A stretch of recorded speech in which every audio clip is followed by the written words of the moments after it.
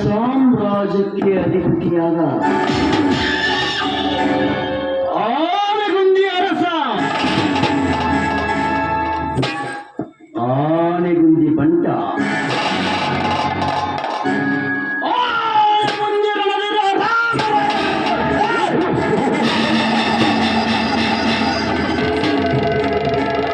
ರಾಮರಾಯನೆಂದರೆ ರಾಜ, ರಾಜನೆಂದರೆ ರಾಮರಾಯ. ಸಂಗಮ ಮಾನವ ತುಳು ಅರವಿಂದ ವಂಶದಿಂದ ಬಂದಂತ ರಾಮರಾಯ. ಏ ಸೈನಿಕರೇ, ಕಾಡಿಗೆ ಬೇಟೆಯಾಡಲು ಹೋಗಬೇಕು. ಇವತ್ತು ಜಿಂಕೆಯನ್ನು ಪಡೆದು ತರಬೇಕು. ಬೇಗನೆ ರಥವನ್ನು ಸಿದ್ಧಪಡಿಸಿ ಇವತ್ತು ನಾನು ಬೇಟೆಯಾಡಲೇಬೇಕು.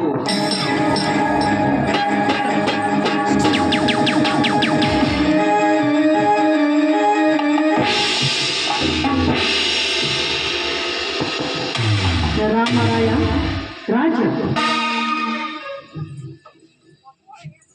ಯಾರ ಮಾತಾಯಿ ನೋಡಿದರೆ ದೇವತೆಯಾಗಿ ಕಾಂತಿ, ಯಾರ ಮಾತಾಯಿ? ರಾಜ, ನಾನು ವರಲಕ್ಷ್ಮಿ ಇರುತ್ತೇನೆ. ಏನಮ್ಮ, ಸಾಕ್ಷಾತ್ ವರಲಕ್ಷ್ಮಿ ನನಗೆ ಪ್ರತ್ಯಕ್ಷವಾಗಿದ್ದಾಳೆ.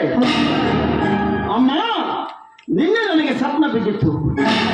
ಸ್ವಪ್ನದಲ್ಲಿ ಲಕ್ಷ್ಮೀ ದೇವಿಯೇ ಪ್ರತ್ಯಕ್ಷರಾಗಿದ್ದಳು. ಆ ಕನಸು ನಾನು ಸಾಯ್ತು ತಾಯಿ. ಅಮ್ಮ, ನಿನ್ನನ್ನು ನೋಡಿ ಧನ್ಯನಾದೆ ತಾಯಿ, ಧನ್ಯನಾದೆ. ರಾಜ, ನಿನಗೆ ತಥಾಸ್ತು. ಮೇಲೆ ಕೇಳಪ್ಪ.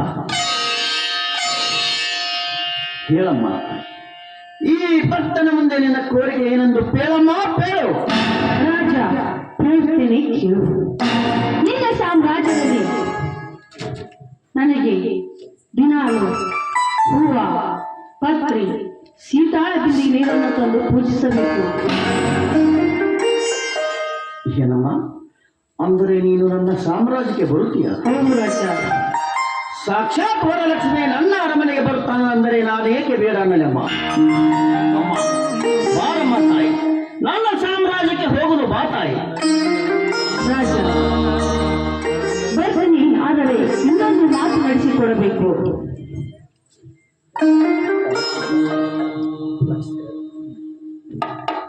ಅಮ್ಮ ತಾಯಿ, ಹೂವ, ಪತ್ರಿ, ಶೀತಾಳ ನೀರು ಅಷ್ಟೇ ಏಕಮ್ಮ. ವಜ್ರ ವೈಡೂರ್ಯ ತುಂಬಿದ ನನ್ನ ಸಾಮ್ರಾಜ್ಯದಲ್ಲಿ ಮುತ್ತು ರತ್ನಗಳಿಂದ ನಿನ್ನನ್ನು ಅಲಂಕರಿಸಿ ರಕ್ತ ಖಚಿತವಾದ ಕಿರೀಟವನ್ನು ನಿನಗೆ ಹಾಕಿ ಅಶ್ವಗಂಧ, ಶ್ರೀಗಂಧ ಎಲ್ಲವನ್ನು ಬೆಳಗುತ್ತೇನೆ ತಾಯಿ. ಬಾರಮ್ಮ, ನನ್ನ ಸಾಮ್ರಾಜ್ಯಕ್ಕೆ ಹೋಗೋಣ. ರಾಜ, ನನಗೆ ಮಾತು ನಡೆಸಿಕೊಡಬೇಕು. ಏನಮ್ಮ, ಭಾಷೆಯನ್ನು ಕೊಡಬೇಕು? ಹೌದು ರಾಜ, ಭಾಷೆ ಕೊಟ್ಟರೆ ಮಾತ್ರ ಕೊಡ್ತಾನೆ, ಇಲ್ಲಂದ್ರೆ ಬರೋದಿಲ್ಲ. ಇಷ್ಟು ಹೇಳಿದರೂ ಭಾಷೆ ಕೊಡಬೇಕೆಂದರೆ ತೆಗೆದುಕೊಳ್ಳಮ್ಮ ಈ ರಾಮರಾಯ.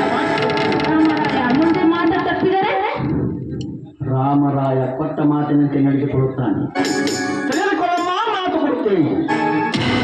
ರಾಜ, ನಿನ್ನ ಸಾಮ್ರಾಜ್ಯದಲ್ಲಿ ಧರ್ಮ, ಮೋಸ, ವಂಚನೆ ಎಂದಿಗೂ ನಡೆಯಬಾರದು. ಇದಕ್ಕೆ ತಮ್ಮಿಗಿನಾಗಿ ನಿನ್ನ ಸಾಮ್ರಾಜ್ಯದಲ್ಲಿ ನನ್ನ ಮಾತಿಗೆ ಬೆಲೆ ಇಲ್ಲವೋ ಆ ಕ್ಷಣದಲ್ಲಿ ಬಿಟ್ಟು ನಿನ್ನ ಅರಮನೆ ಬಿಟ್ಟು ಹೋಗುತ್ತೇನೆ ರಾಜ.